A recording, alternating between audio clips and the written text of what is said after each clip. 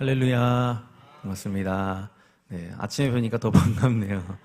저는 이제 3월부터는 이제 대학원을 다니고 있기 때문에 어렵지만, 그래서 감사하게도 2월에 이렇게 방학 중에 이렇게 설교할 수 있도록 세워주셨습니다.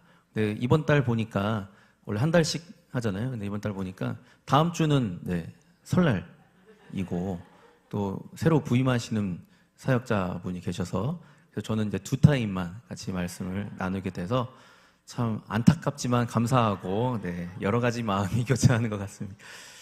같이 오늘 이제 2타임 동안 나눌 말씀은 마태복음입니다. 마태복음 전체를 다 할 수는 없고, 일단 1장 1절을 같이 시작해 보도록 하겠습니다. 같이 읽으실 말씀 마태복음 1장 1절입니다. 한 목소리로 읽겠습니다.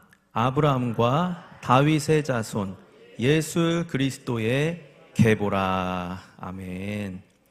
이 한 절을 이해하기 위해서는 아주 오랜 그런 성경, 구약 성경의 오랜 세월에 걸친 그 말씀들을 이해해야 이 한 절을 이해할 수가 있어요. 사실 그냥 지나갈 수 있는 도입부의 말씀이지만 마태가 고민하고, 마태가 누군가를 겨냥해서 특정한 단어를 사용하고 정확하게 말하고 싶은 메시지가 있거든요. 특히 마태복음 같은 경우는 유대인들을 향해서 써진 책입니다. 유대인들을 향해서. 그러니까 오늘 우리가 마태복음을 이해할 때는 내가 지금 유대인이 된 마음으로, 유대인의 입장에서 이 성경을 이해하는 것이 중요합니다. 이런 질문들을 많이 받습니다. 하나님의 약속이 이미 있는데 굳이 부르짖어서 기도할 이유가 있나요? 그냥 잡념을 떨쳐내기 위해서 소리 질러서 기도하는 건가요? 라고 물을 수 있습니다. 하나님이 다 아시고 알아서 하실 텐데 우리가 그렇게 열심히 무언가를 해야 될 이유가 있나? 그 사람들 믿음이 부족하니까 불안해서 부르짖어서 기도하는 거 아닌가요? 혹시 여러분에게 그렇게 질문하시면 뭐라고 답변하시겠어요? 사단아 불러가라. 가만히 믿고 있으면 하나님이 하실 텐데 열심히 애쓰고 안달복달 하는 거는 오히려 교만 아닌가요? 라는 질문을 할 때 잠시 말문이 막힐 수 있습니다. 이런 질문도 있어요. 평생 교회 잘 다닌 착한 사람은 가난하게 살고 교회도 안 나가고 세상적으로 산 사람들은 왜 잘 되는 겁니까? 그런 질문을 들을 때 뭐라고 말씀하시겠어요? 사탄아 물러가라. 이런 질문들은 신앙생활 하다 보면 누구나 한 번쯤 마음속에서 떠오르는 질문이고 또 누군가에게 듣게 되는 질문입니다. 야곱은 이미 장자의 축복을 동생인데도 받았잖아요. 약속을 가진 자입니다.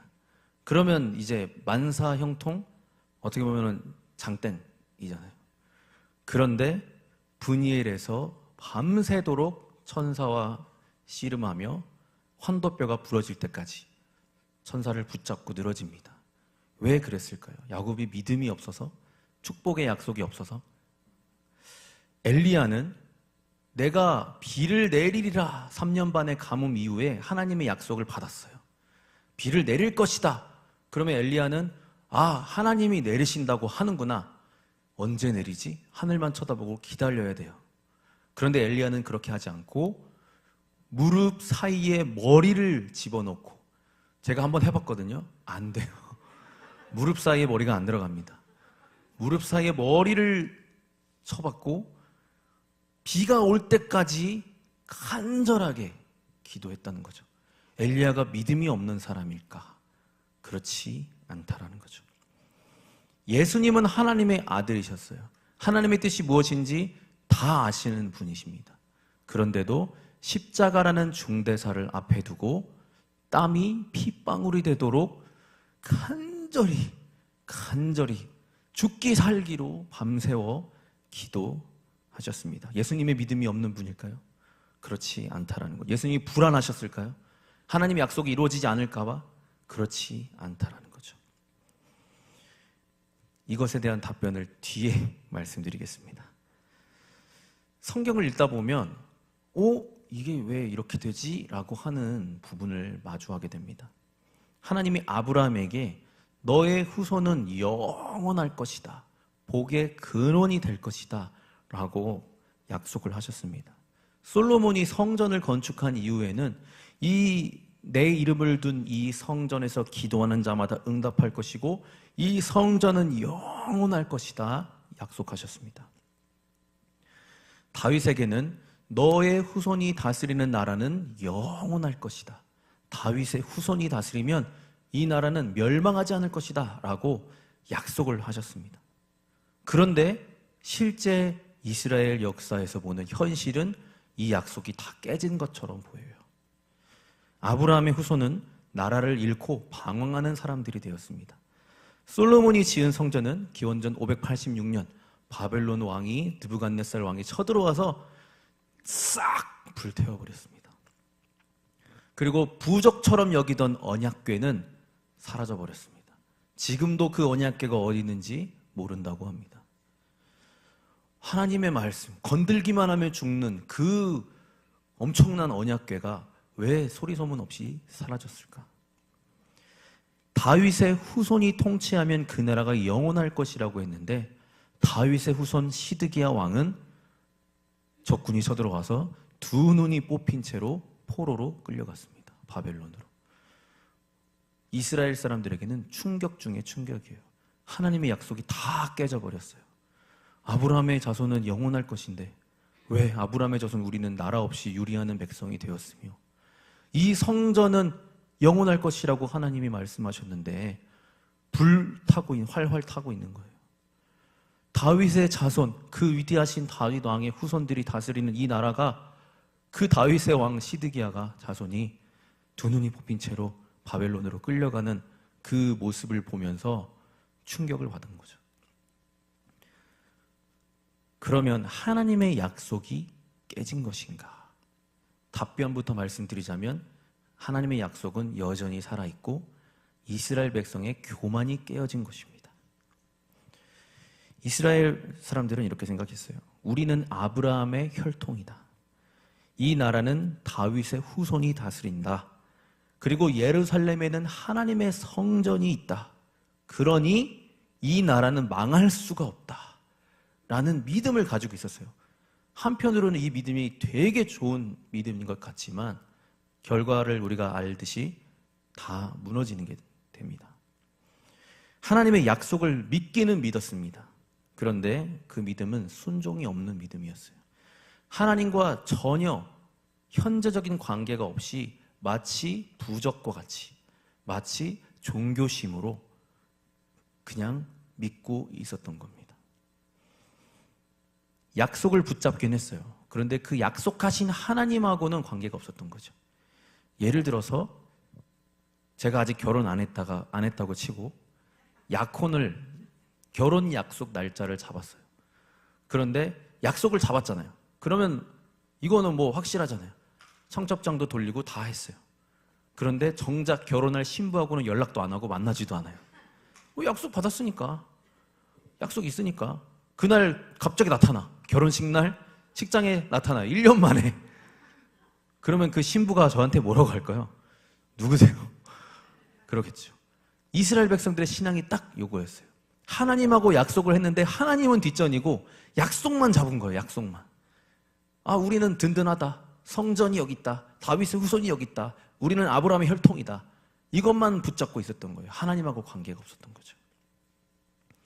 그리고 어느 날 충격적인 장면 하나가 에스겔 선지자를 통해 펼쳐지는데 하나님의 영광이 성전에서 문지방으로 나가더니 성전 동편 문으로 나가서 저 산으로 그냥 날아가 버렸어요. 하나님의 영광이 성전에서 떠나는 장면을 에스겔서 10장과 11장에 보게 됩니다. 이것이 상징하는 것은 굉장히 큰 거죠. 그리고 나서 많은 선지자들이 너희들 하나님께 집중해야지 자꾸 그 율법과 그 약속 그것만 가지고 붙들면 안 돼 라고 선지자들이 끊임없이 이야기했지만 이스라엘 백성들은 마음이 고쳐지지 않았습니다. 계속 선민 사상만 가지고 있었던 거죠. 그리고 마지막 구약의 선지자인 말라기 선지자가 이야기하는 겁니다. 하나님이 말씀하셨다. 이제 너희들은 가망이 없다. 누가 와서 성전 문 좀 잠궜으면 좋겠다. 와서 헛되게 예배드리는 그 예배 나는 듣기도 싫고 보기도 싫다. 그렇게 여호와가 말씀하셨다라고 하면서 너희들이 가져오는 재물, 좋은 양 떼는 뒤로 제끼고 눈먼 거, 병든 거, 곧 죽을 것 같은 것만 가지고 와서 예배 의식이 왜 이렇게 번거로운고 하면서 예배드리는 이 과정 너무 귀찮아 하면서 건성으로 드리는 예배. 그런데 예배를 꼭 드려요. 왜일까요? 종교심으로. 예배를 드려야 복을 받으니까. 예배를 안 드리면 저주받을 것 같으니까. 나라가 망할 것 같으니까 드리긴 드리는데 형식적인 예배, 아주 하나님을 무시하는 예배를 계속 드려왔던 거죠. 심지어 제물로 가져오는 양은 훔친 제물도 가져옵니다. 남의 양 뺏어가지고 예배 드리러 가야 되는데 내 양은 아깝고 남의 양 훔쳐다가 제사를 드리러 오는 그런 일까지 벌어지게 됩니다.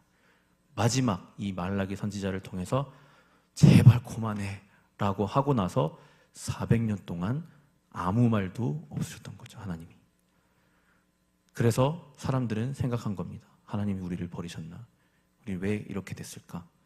무슨 일일까? 무슨 문제일까? 아무런 말씀이 없으신 거예요. 이게 제일 무서운 거죠. 뭐라고 할 때가 괜찮은 거예요. 아무런 말이 없을 때 제일 무서운 겁니다. 뭔가 잘못을 했는데 부모님이 나에게 아무 말이 없어요. 계속 불안에 떨고 있는 거죠. 차라리 혼냈으면 좋겠는데 하나님께서 400년 동안 아무 말이 없으시다가 처음으로 입을 떼신 게 아브라함과 다윗의 자손 예수 그리스도의 계보라라는 것으로 시작합니다. 사실 시대적으로는 마태복음은 좀 후대에 쓰여지고요. 데살로니가 전서나 갈라디아서가 더 먼저 쓰여진 책입니다. 그리고 사복음서 중에서도 마가복음이 먼저 쓰여진 책이에요. 그런데 마태복음이 신약성경 제일 앞에 있는 이유는 바로 구약과의 연결 때문인 거죠.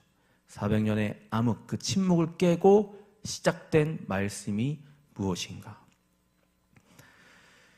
주일에 교회만 나가면 그래도 괜찮겠지라는 신앙이 제가 고등학교 때 가졌던 신앙이었던 것 같아요. 주일날 교회를 안 가면 찝찝한 거예요. 갔다 와서야 한 주간 그래도 별일 탈 없이 잘 지낼 것 같은 그런 생각에 교회를 나갔습니다. 이스라엘 신앙도 그런 신앙이었습니다. 그런 신앙을 가진 이스라엘 사람들에게 주시는 말씀. 한번 제가 첫 번째 이미지를 보여주시면 감사하겠습니다. 마태복음의 원문은 한글 성경과 조금 달라요.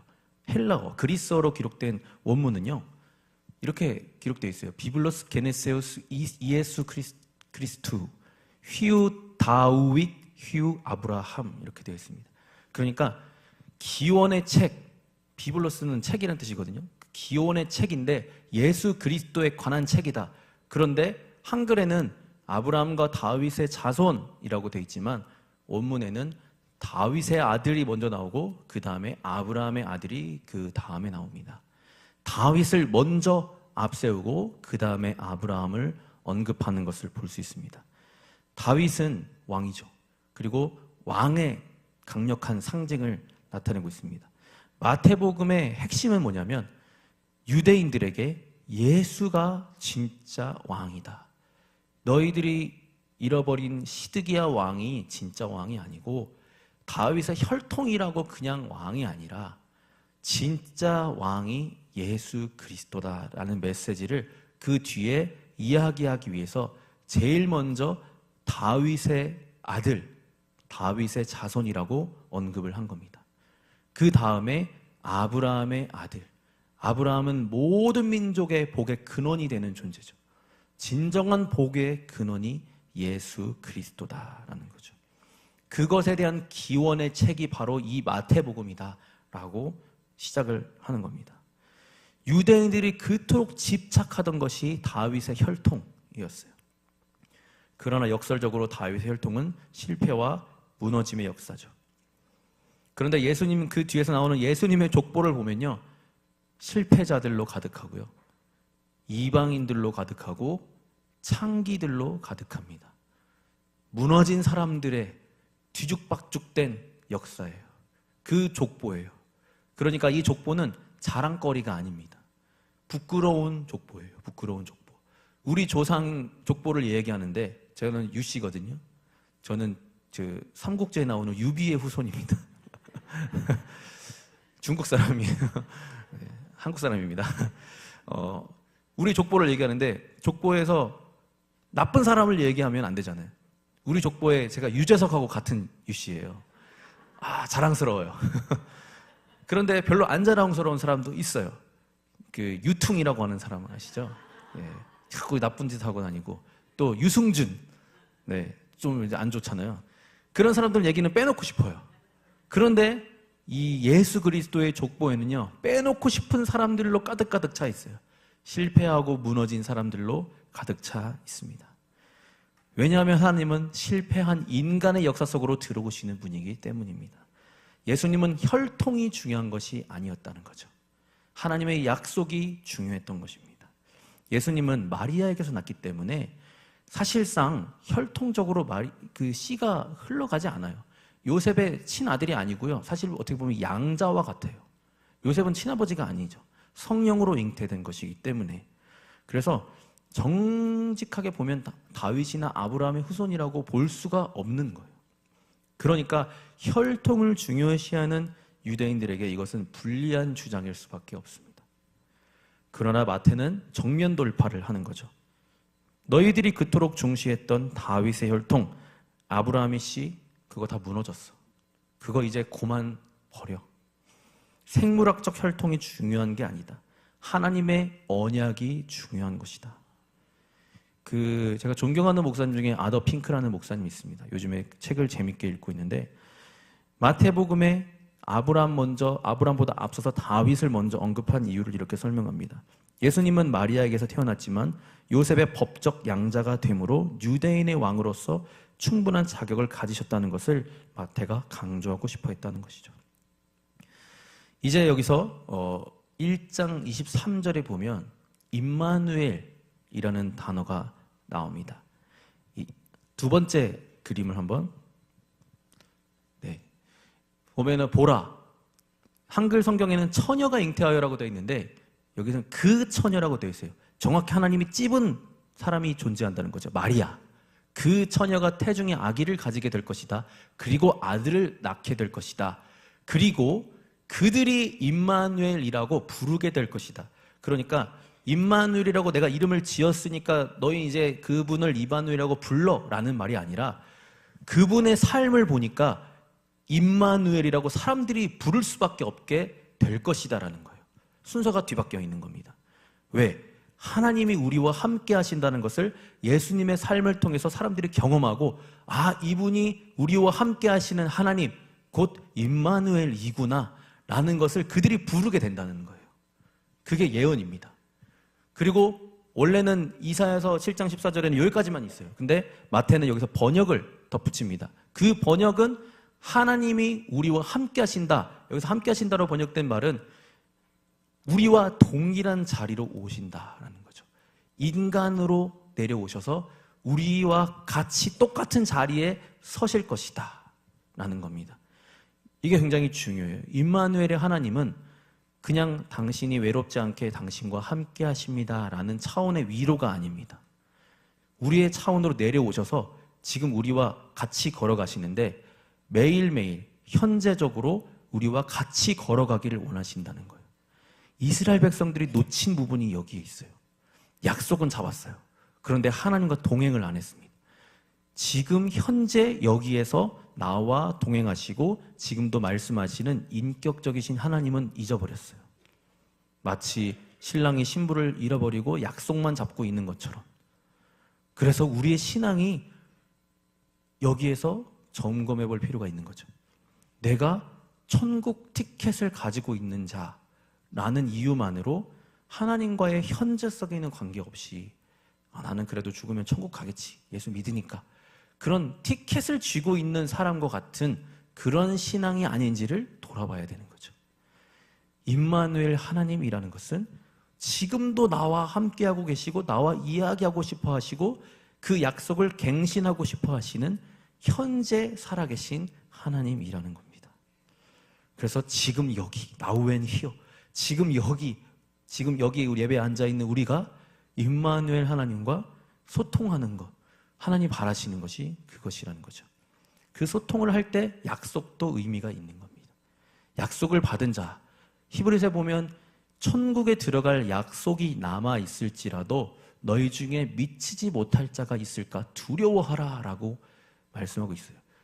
예수 믿으면 천국 간다, 이것은 확실한 약속입니다. 하지만 그렇다고 해서 하나님하고 아무런 관계없이 나는 구원받은 거야, 마치 입장권, 티켓을 얻은 것처럼 생각한다면 이 구약의 이스라엘 사람들과 같은 큰 좌절을 맛볼 수 있게 된다는 것을 하나님은 우리에게 깨닫게 해주고 싶으신 것입니다. 칼 바르트라는 사람이 이렇게 말했어요. 하나님은 인간이 소유할 수 있는 분이 아니다. 하나님은 언제나 자유롭게 임재하시고 자유롭게 떠나신다. 우리가 성령을 우리 마음에 모신다라고 마음을 가지고, 저도 성령 받으려고 얼마나 많은 기도원을 다녔는지 몰라요. 방언 은사 받으려고 얼마나 많이 땀 흘려서 기도했는지 몰라요. 그리고 방언을 받으니까 와, 너무 행복한 거예요. 그런데 방언을 받아놓고 성령을 내 안에 모셔놓고 성령님과 전혀 관계없이 살아간다면 하나님은 우리를 떠나지 않으시지만, 그러나 나는 하나님과 관계없는 자가 될 수밖에 없다는 거죠. 유진 피터슨은 이렇게 얘기했습니다. 우리는 종종 하나님을 관리 가능한 종교 시스템으로 축소시킨다. 예배를 잘 짜고 예배를 예쁘게 만들어서 자, 몇 시부터 몇 시까지 찬양하고 뭐 탁탁탁 감동할 수밖에 없는 예배 프로그램을 짜놓고 여기에 하나님의 임재가 있을 것이라고 생각하는 그러한 아니란 생각, 그것이 종교 시스템인 거죠. 아름다운 음악을 깔아주고 분위기 있는 조명을, 드라이 아이스를 뿌려주고 감동적인 설교를 해서 사람들이 눈물 흘리게끔 만들면 그곳이 하나님의 임재가 있다라고 거짓을 말할 수 있게 된다는 겁니다. 하나님은 종교 시스템 안에 들어오시는 분이 아니라 겸손하게 살아계신 하나님을 바라볼 때 임마누엘 함께 하시는 하나님이십니다. 아브라함의 후손이라고 다 복을 받는 것이 아닙니다. 다윗의 혈통이라고 망하지 않는 것도 아닙니다. 모태신앙이라고 하나님께 속한 것도 아닙니다. 임마누엘의 하나님과 지금 동행하고 있는가, 이것이 가장 중요합니다. 감리교회 창시자 존 웨슬리는 이렇게 말했습니다. 기독교는 교리의 체계가 아니라 하나님과 살아있는 관계다. 그래서 야곱이 씨름했던 것입니다. 약속을 이미 받았어요. 형을 몰아내고 자기가 장자의 축복을 받았으니까 따놨잖아요. 티켓을 얻었잖아요. 그런데 야곱은 가만히 있지 않았습니다. 밤새워 씨름했고 엘리야, 약속을 받았지만 뜨겁게 기도했습니다. 예수님, 하나님 본체신데 피땀 흘리며 기도하셨던 겁니다. 우리가 기도해야 될 이유, 하나님께 간절히 매달려야 될 이유는 약속이 없기 때문이 아니라 오히려 약속이 있기 때문인 겁니다. 그 신실하신 약속하신 하나님, 그 약속을 내가 붙잡습니다. 그리고 지금 현재 바로 오늘 지금 이 순간 나와 동행하여 주시옵소서. 지금 하나님의 역사를 드러내시옵소서. 하나님의 이름을 나타내시옵소서라고 간절히 부르짖을 때 하나님이 그 순간 그 자리에 현재성으로 역사하시는 분이십니다. 그래서 우리는 과거의 하나님이 아니라 나의 과거에 그때 하나님 동행했지, 뜨거웠지, 그게 아니라 지금 현재가 가장 중요하다는 거죠. 팀 켈러 목사님이 이렇게 말했습니다. 기도는 믿음이 부족해서 하는 행위가 아니라 하나님을 인격으로 대하고 있다는 증거다. 여기서 기도의 필요가 우리에게 절실하게 와닿는 거죠. 약속은 티켓이 아닙니다. 인격적인 관계입니다. 인격적인 하나님과의 신뢰 관계인 거죠. 매 순간 하나님과 대화하며 의지하며 살아가는 것이 진짜 믿음입니다. 오늘 우리는 무엇을 의지하고 있습니까? 전통입니까? 교회 출석입니까? 신앙의 경력입니까? 아니면 지금도 우리와 함께 하시는 임마누엘의 하나님입니까? 마태복음에서 우리에게 말하고 싶은 바는 바로 이 부분입니다. 혈통을 의지했던 유대인들, 아브라함의 씨라고 자랑스럽게 생각했던 하나님은 무조건 우리와 함께 하실 수밖에 없어. 자기 스스로 하나님을 가두는 거예요. 하나님 입장에서 어떻게 생각했어요? 내가 너에게 갇힐 것 같니? 내가 너의 말에, 너의 교리 속에 내가 들어갈 것 같니? 나는 그거보다 큰 하나님이다. 지금 겸손히 무릎을 꿇어라 라고 말씀하고 계신 거죠. 그래서 우리 매일매일 매 순간마다 지금 현재 우리와 함께 하시는 임마누엘의 하나님을 함께 누리면서 그 하나님과 동행하시기를 축복합니다. 기도하겠습니다. 사랑이 많으신 하나님 아버지, 지금도 살아계셔서 우리 안에 함께 계시고 성령으로 우리와 동행하시는 하나님을 바라보기 원합니다.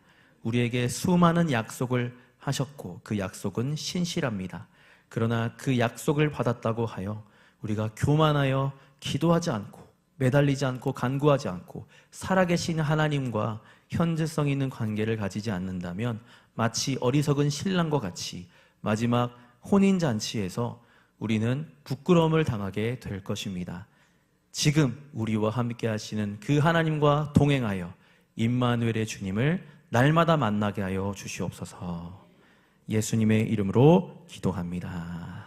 아멘.